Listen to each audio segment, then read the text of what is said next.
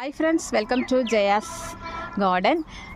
நம்ம வீட்டில் கோவக்காய் கம்மியாக காய்க்கிறப்ப வாசுகி சிஸ்டர் சொல்லியிருந்தாங்க, ப்ரூன் பண்ணி விட்டால் கொஞ்சம் நல்லா நிறைய வரும் அப்படின்னாங்க.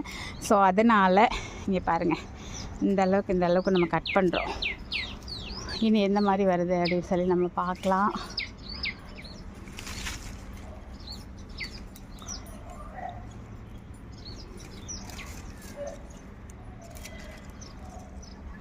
தேட வேண்டியதாக இருக்கே, எங்கே ப்ரூன் பண்ணுறது அப்படிங்கிறதுல ஒரு